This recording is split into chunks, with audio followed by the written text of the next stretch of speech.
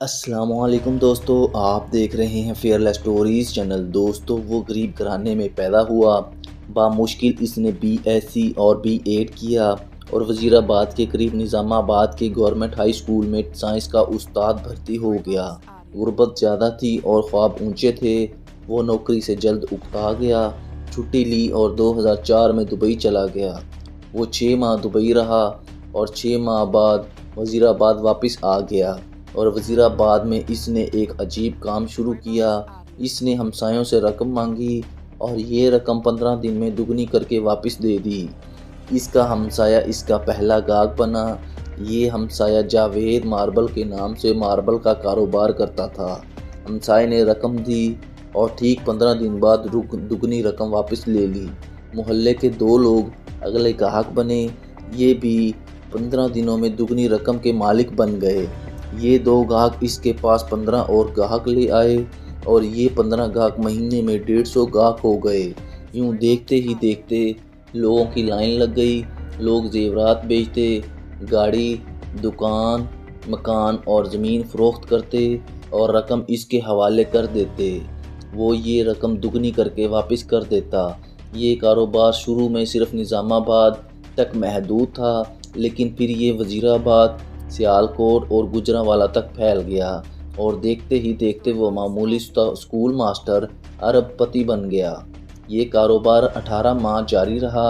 اس نے ان 18 مہینوں میں 45,000 لوگوں سے 7 ارب روپے جمع کر لیے۔ کاروبار پھیل گیا تو اس نے اپنے رشتہ داروں کو بھی شامل کر لیا۔ یہ رشتہ دار سیالکوٹ، گجرات اور گوجرانوالہ سے رقم جمع کرتے، 5% اپنے پاس رکھتے اور باقی رقم اسے دے دیتے تھے۔ وہ شروع میں 15 دنوں میں رقم ڈبل کرتا تھا۔ یہ مدت بعد ازاں 1 مہینہ ہوئی، پھر 2 مہینے اور آخر میں 70 دن ہو گئی۔ یہ مسلسل چلتا رہا، لیکن پھر اس کے برے دن شروع ہو گئے۔ وہ خفیہ اداروں کی نظروں میں آ گیا۔ تحقیقات شروع ہوئیں تو پتہ چلا کہ پونزی اسکیم چلا رہا ہے۔ پونزی مالیاتی فراڈ کی ایک قسم ہوتی ہے جس میں رقم دینے والا گاہکوں کو ان کی اصل رقم سے منافع لٹاتا رہتا ہے۔ شروع کے گاہکوں کو دگنی رقم مل جاتی ہے، لیکن آخری گاہک سارے سرمایے سے محروم ہو جاتے ہیں۔ جی ہاں، آپ کا اندازہ درست ہے۔ یہ شخص سید ست الحسن عرف ڈبل شاہ تھا۔ وہ ڈبل شاہ جس کا شمار پاکستانی تاریخ کے سب سے بڑے فراڈیوں میں ہوتا ہے۔ اس نے صرف 1.5 سال میں 3 اضلاع سے 7 ارب روپے جمع کر کے دنیا کو حیران کر دیا۔ آپ اب اس شخص کی چالاکی دیکھیں۔ یہ 2007 میں نیب کے شکنجے میں آ گیا۔ نیب نے اس کی زمین جائیداد اکاؤنٹس پکڑ لیے۔ یہ رقم 3 ارب روپے بنی اور اس نے یہ 3 ارب روپے چپ چاپ نیب کے حوالے کر دیے۔ ڈبل شاہ کیس چلا۔ اسے 1 جولائی 2012 کو 14 سال قید کی سزا ہوئی۔ دوستو، جیل کا دن 12 گھنٹے کا ہوتا ہے اور ڈبل شاہ کے 14 سال عملاً 7 سال تھے۔ عدالتیں پولیس حراست حوالات اور مقدموں کے دوران گرفتاری کو بھی سزا سمجھتے ہیں۔ ڈبل شاہ 13 اپریل 2007 کو گرفتار ہوا تھا۔ وہ عدالت کے فیصلے تک 5 سال قید کاٹ چکا تھا۔ یہ 5 سال بھی اس کی مجموعی سزا سے نفی ہو گئے۔ پیچھے رہ گئے 2 سال۔ ڈبل شاہ نے محسوس کیا کہ 4 ارب روپے کے بدلے 2 سال قید کا سودا مہنگا نہیں۔ چونکہ اس نے پری بارگیننگ کی بجائے سزا قبول کر لی۔